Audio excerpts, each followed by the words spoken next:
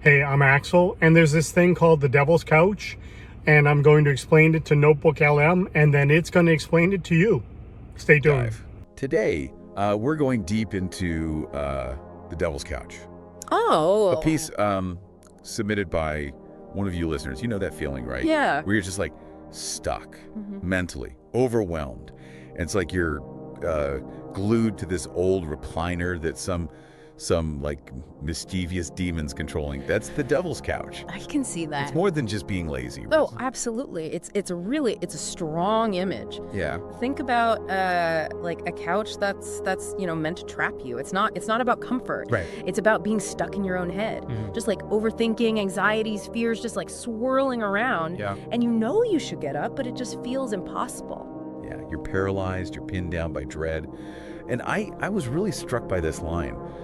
My mind seeks to save me by shutting me down. No happy memories, no ambitions or dreams allowed. Yeah.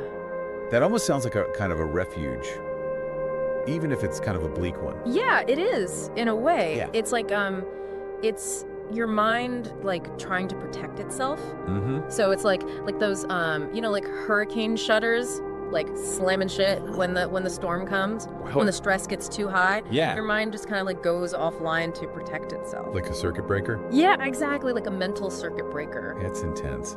But the author also talks about this need to rush forward. It's like they're stuck between a standstill and a sprint. Yeah. How do you reconcile those two things? Yeah, well, that's where this whole idea of balance comes in. You know, we crave action, we want to move forward, but a lot of times it's coming from this place of frenzy. It's not really grounded, and that's where, the easy escapes, they sound really good. Yeah. Video games or just endlessly scrolling on your phone or whatever. Yeah, distraction. Just anything to kind of avoid that discomfort of actually like dealing with what's going on. Right.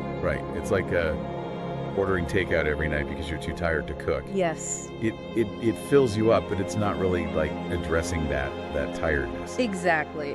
And the Devil's Couch really highlights that. It's like, and it's acknowledging that, we need those escapes. Of course, yeah.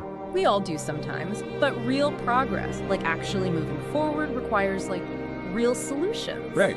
It's understanding the difference between like actually taking care of yourself and just putting a Band-Aid on something. Yeah, it's not a quick fix. And that's where I think that line, but if I can crawl off, I'll start rushing forward again. That really resonated with me. Right. Because it's that feeling of being like trapped in this cycle. Absolutely, yeah. It's a common trap to fall into. You go from overwhelm to like forcing yourself to be productive, and then you just crash right back on that couch. Right. Even more exhausted than before. Right. And so how do we break that? Well, it takes more than just willpower. Okay. It's self-awareness. It's about setting boundaries and not being afraid to ask for help when you need it. So what are some like practical, tangible ways that we can like start to get off this cycle? Think of it like training for a marathon, not a sprint. Oh. It's about those small steps, those daily practices. Okay. So setting realistic goals, right? Not trying to do everything at once.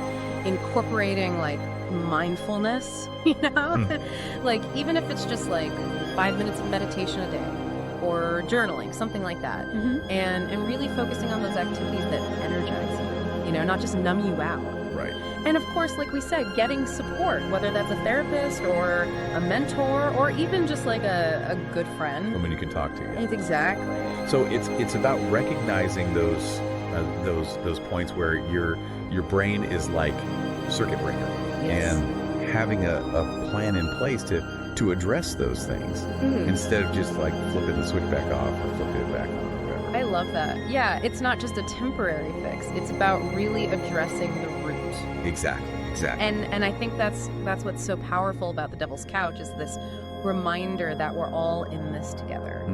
Yeah. It's a universal feeling. It is, absolutely. It's about acknowledging it, acknowledging that cycle and seeking out those healthy ways to cope. And sometimes the bravest thing you can do is just, say, I need help. Yeah, absolutely.